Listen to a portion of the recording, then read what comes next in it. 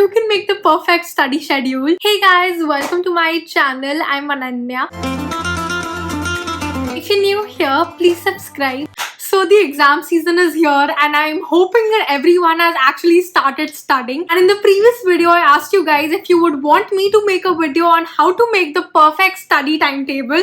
And here I am with it. So yeah, without further ado, let's get right into the video. Now the first and the most important step is obviously to make a legit timetable. You can do that on paper and put it on your wall, softboard, etc. Or you can make a digital one using any of the apps like Google Sheets, Notion, and you have to make the timetable just the way you made it in school by writing 7 days of the week on the top, and you can divide the entire day into time intervals of 1 hour or whatever works for you. And once that is done, it's essential to decide at which time will you like to study. If you're a morning person, then you have to keep all your study hours during the day. If you prefer studying at night, then you will make your study timetable accordingly. Now once the basic outline of your timetable is ready, now starting off with the morning time, and I would recommend you to follow a nice but simple morning routine because that helps you to start the day right. So I would suggest having a block of time dedicated to your morning routine.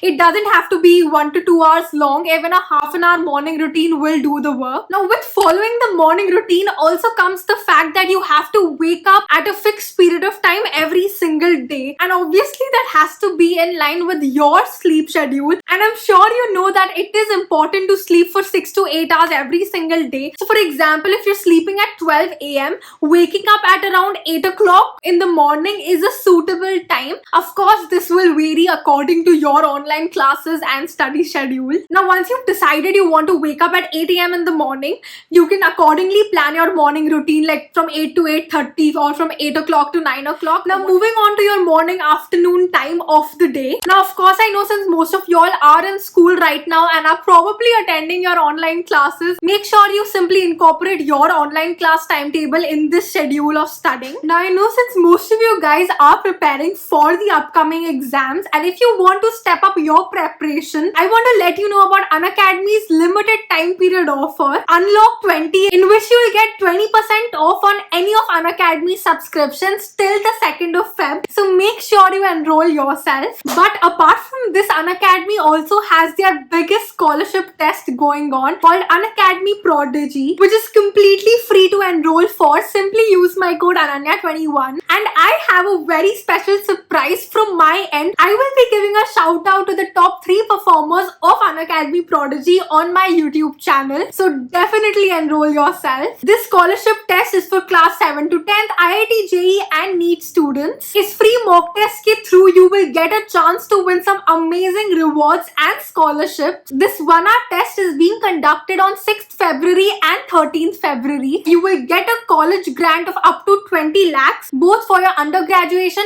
and post-graduation. It is valid on the test being conducted on 13th of February, so make sure to participate. Apart from this, you also hold the chance to win amazing prizes like MacBooks, headphones, iPhones and whatnot. So इस मौके को बिल्कुल मत छोड़ना because you will be getting detailed scorecard as well as video solution analysis of your performance. इसके लिए 30 minutes के practice test भी already start हो चुके हैं, and of course these practice tests will help you for your upcoming exams as well. So what are you waiting for? The link is in the description. Definitely check it out and use my code Ananya21 to enroll for free as well as get a 20% off on any of Unacademy subscriptions. The top 3 performers will get a shout out from me, and Unacademy के साथ let's crack it. Now once that's done, obviously there is a lot of free time in between or after the classes. Now if your classes are not continuous, that is they are not back to back like 8 to 9, 9 to 10, and instead you have gaps between them, you have to fill this up by studying. Now what exactly will you study here? For example, if from the 8 to 9 class you were studying maths, then from 9 to 10 also you should be studying maths. Now why this will help is because you were already studying maths, and that will help you to reinforce the concepts, the questions that you just practiced. And if you revise the same topic or make your own notes or just read through your notes, you also find out what you've not understood, where you have doubts, and then you can clarify them in the next class. So it's a great idea to sort of schedule your online class and your self-studying at the same time. And of course, you can follow the similar pattern with all your other classes. Now, since most of y'all will have all the subject hockey classes every day, what you can do is divide the subjects throughout the week. Like on Monday, Wednesday and Friday you do maths and accounts. On Tuesdays and Thursdays you do economics and business studies. And on Saturday you study English. So that way you're dividing the subjects throughout the week, so you won't actually forget what was being done in class or what you need to prepare for the exam. This will lead to constant revision and studying of concepts. Now, I personally wouldn't recommend studying more than 3 subjects per day, because then it gets too much and you will probably not end up remembering anything. Instead, if you study each subject for 2 hours a day, I'm sure you will be done for the day. Now, with subjects like maths and accounts, it's important that you study them as much as possible. If you can't do it every day, make sure you're doing it every other day. With maths especially, I would recommend practicing it every single day. It's a comparatively tougher subject which requires more practice. Mention the time also for which you will be studying. For example, from 3 to 5 I'll be doing maths, from 6 to 8 I'll be doing accounts. That way you will make sure that you're actually studying the subjects. Otherwise, if you don't have a specific time period, you will probably not end up studying them at all. Now, of course, after scheduling time for each subject, I'm sure there will be a lot of blank spaces still left in your timetable, but don't unnecessarily clutter your timetable. Don't try to be an overachiever already if you're just getting started. Your timetable shouldn't be so jam-packed that in case you can't get something done on time, you don't know where to fit it during the day. A lot of times it will happen that you will not be able to complete the syllabus and you will require extra time to cover the entire syllabus or cover the entire chapter concept you're studying. So these blank spaces or extra time is for that. And of course, if you're able to do everything on time, complete it, you will have a lot more breaks and you can do whatever you like during that time. Now, the timetable I just suggested was according to the CBSE subjects, but in a similar way, you can also incorporate your entrance exam ka studying in this timetable by allotting like 2-3 hours every day just for that. Write the subject of the entrance exam that you are going to study and make the timetable accordingly. That way you will be able to balance both your entrance exam ka studying time as well as your board exam ka studying time. Now, this way your entire schedule for the day is easily set and you will be good to go for your studying. Now, these are some extra tips that you can incorporate into your study schedule,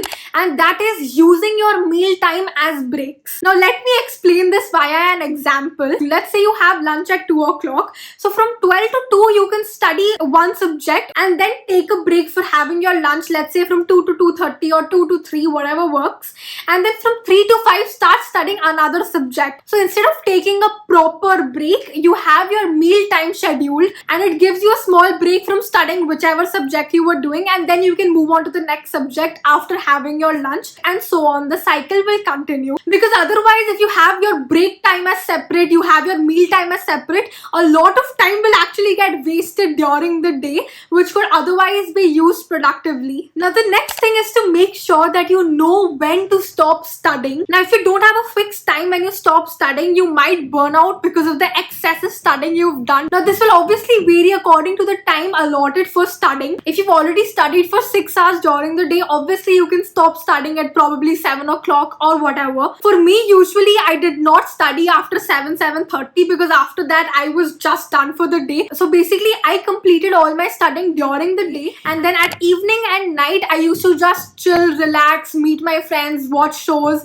movies, etc. Obviously during exam time the schedule will vary and you can't just stop studying when you have only 2 days to complete the entire syllabus. But on a normal day-to-day basis, this is something that you should definitely incorporate. Or if there's a lot of things that you need to get done during the day, at night you can keep something that's much more easier and fun to do, like just solving MCQs, because you can do that quickly. Or if you're someone who enjoys maths, you can probably keep some time for practicing questions at night. Again, whatever works for you. And lastly, talking about weekends, whatever I just said was much more applicable to the weekdays, but of course you can do the same thing during the weekends as well. But if you've already put a lot of studying during the weekdays, you can keep your Saturdays, Sundays comparatively more chill, wherein you don't have a lot to study. Of course, if there are exams and tests coming up, you will have to study during the weekends as well. If you're not able to complete enough syllabus during the weekdays, you can study on Saturday as well, and maybe keep Sunday the day just for you where you are not actually studying. Or maybe again doing something easy like solving MCQs, giving sample papers. And here's a bonus tip for you. If you made it till here, comment these emojis. And the last tip is that you should be flexible with your timetable or study schedule. Just because you made a schedule that appears to be so rigid doesn't mean that you just can't accommodate any changes. But that's the reason your timetable has so many blank spaces as well as the weekends, so that you can cover up on something that was probably not done during the week for whatsoever reason. That way your study schedule will be a complete circle. And yeah, that's all I had for you in this video. Let me know what other videos you want to see from me, and thank you so much for watching this video. I really hope you guys enjoyed it. If you did, then don't forget to hit the like button and also subscribe to my channel. Share this video with your friends, follow me on Instagram, and until next time, bye.